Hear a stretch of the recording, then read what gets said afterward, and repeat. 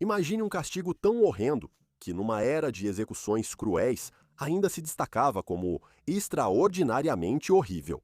É isso que significa execução por serrar alguém ao meio. No vídeo de hoje, vamos explorar como isso era feito, onde e quando foi usado e por que acabou desaparecendo das práticas penais do mundo.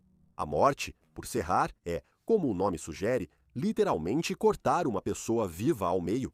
Os carrascos podiam realizar uma de três variações, sendo a primeira aquela em que o condenado era suspenso de cabeça para baixo. Assim, o sangue corria para a cabeça e mantinha a pessoa consciente por mais tempo.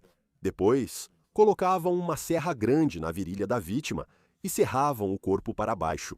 Esse processo costumava ser lento para aumentar a dor, torturando a vítima até a morte. Há relatos de vítimas que permaneciam conscientes até a serra atingir o meio do torso. O condenado podia literalmente sentir a si mesmo sendo cortado ao meio, enquanto a serra atravessava seu corpo muito antes de perder a consciência. Esse método indescritível foi criado para ser lento e agonizante, sendo uma das punições mais brutais concebidas. A segunda variação era considerada um pouco mais misericordiosa pelos carrascos. Nesse método, a serra era posicionada acima da cabeça da vítima e o corte seguia para baixo, atravessando crânio e torso. A morte geralmente era mais rápida que na outra forma, pois o trauma grave na cabeça causava perda rápida da consciência. Ainda assim, o ato seguia extremamente violento.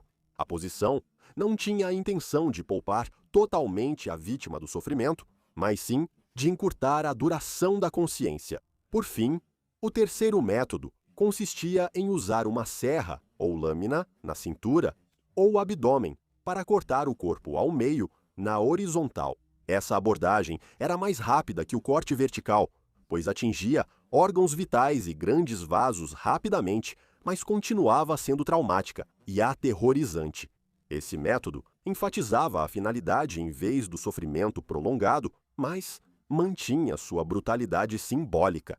O ato de dividir o corpo ao meio carregava uma mensagem poderosa de dominação e punição, reforçando a autoridade daqueles que realizavam a execução. Em muitos casos, isso era feito diante de uma plateia ansiosa. Você pode pensar que execuções tão brutais seriam algo que muitos não gostariam de ver, mas eram tão violentas que desencorajavam qualquer um de cometer crimes graves para os quais essas execuções eram reservadas, como traição ou tentativa de matar um monarca. Nas três variações, o objetivo era mais que apenas matar. O método foi projetado para prolongar a antecipação, forçando o condenado a encarar o ato antes mesmo que ele começasse.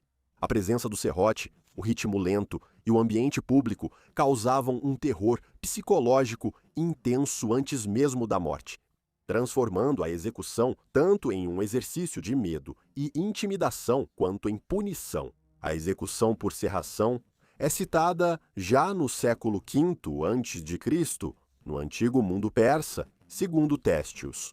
Téstios foi um médico grego que serviu na corte de Ataxerxes, segundo o rei persa. Ele descreveu como a corte real persa às vezes usava formas extremas e altamente públicas de punição contra inimigos e rivais. De acordo com seu relato, essas punições incluíam a execução por serramento. O depravado imperador romano Calígula também teria usado essa prática com entusiasmo. Fontes afirmam que, no reinado de Calígula, muitas pessoas condenadas, até familiares, foram serradas ao meio, pelo torso. Dizem que Calígula assistia a execuções enquanto comia, dizendo que ver esses horrores lhe dava fome. Pode ter sido um pouco de propaganda contra ele. A execução por serramento surgiu em muitas partes do mundo ao longo dos séculos: Europa, Ásia, Oriente Médio e África.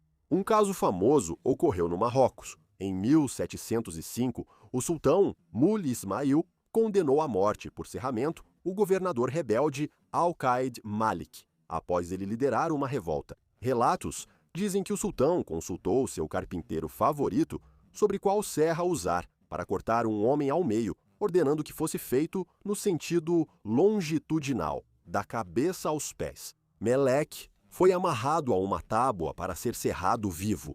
No dia marcado, decidiram que os carrascos começariam pela virilha. Dizem que ele permaneceu consciente até quase o final. Na Europa medieval, a morte por serração não era uma pena oficial comum, mas há algumas referências ao seu uso em casos extremos, por exemplo, durante a Inquisição Espanhola. Há um relato da revolta dos mouros em Granada, no qual um rebelde muçulmano, capturado, foi serrado ao meio, ainda vivo, pelas autoridades espanholas, em 1569 e isso era visto, mesmo em conflitos muito sangrentos, como extremamente cruel. Métodos parecidos com a serração também foram usados na Ásia. A China antiga tinha uma execução conhecida como corte pela cintura, que basicamente consistia em cortar uma pessoa ao meio, na altura da cintura. Isso remonta à dinastia Zhou e era uma das punições mais severas na China imperial. O corte pela cintura normalmente envolvia um único golpe forte, com uma lâmina, para separar o corpo na região do abdômen, mas às vezes eram necessários vários cortes para dividir completamente a vítima. Os chineses chegaram até a desenvolver uma técnica para corte vertical. Em pelo menos alguns casos, o condenado era preso em pé entre duas tábuas fixadas em estacas e dois carrascos puxavam uma serra para frente e para trás para cortar as tábuas e a vítima presa entre elas. Várias figuras históricas chinesas foram executadas sendo cortadas ao meio. Guo Qi, poeta proeminente, foi executado em 1379 e é uma figura frequentemente citada.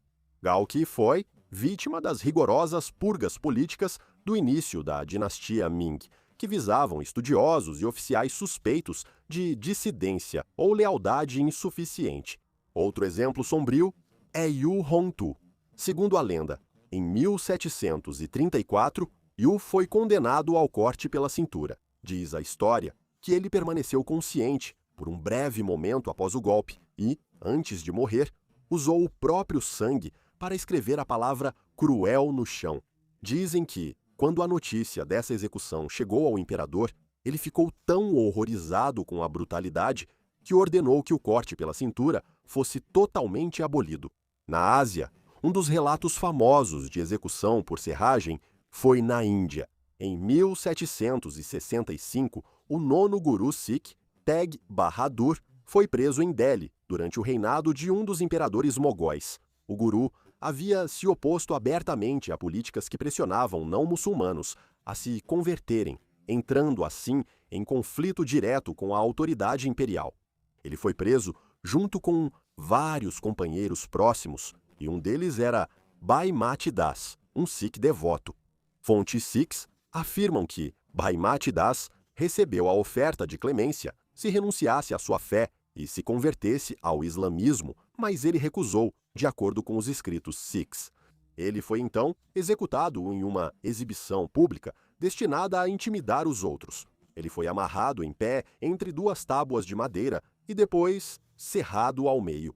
No entanto, dizem que ele permaneceu totalmente sereno durante toda a execução e recitou as escrituras até o fim brutal. Ele é lembrado na história Sikh por seus atos de sacrifício religioso e resistência. O dia de sua morte é celebrado como feriado público em algumas partes da Índia. Algumas das últimas execuções por suar supostamente ocorreram durante a Revolução Húngara de 1848, embora apareçam mais em acusações partidárias do que em registros legais verificados. A essa altura, suar já não existia mais como punição legal e sobrevivia apenas como uma acusação de brutalidade de justiceiros em momentos de caos. Após meados do século XIX, nenhum estado reconhecido voltou a usar suar como método de execução. À medida que os sistemas legais foram reformados, a maioria dos governos buscou métodos de execução mais humanos ou pelo menos mais rápidos.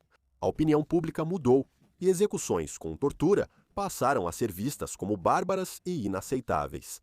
Mas é assustador pensar que, para algumas pessoas, serem serradas ao meio foram seus últimos momentos neste mundo.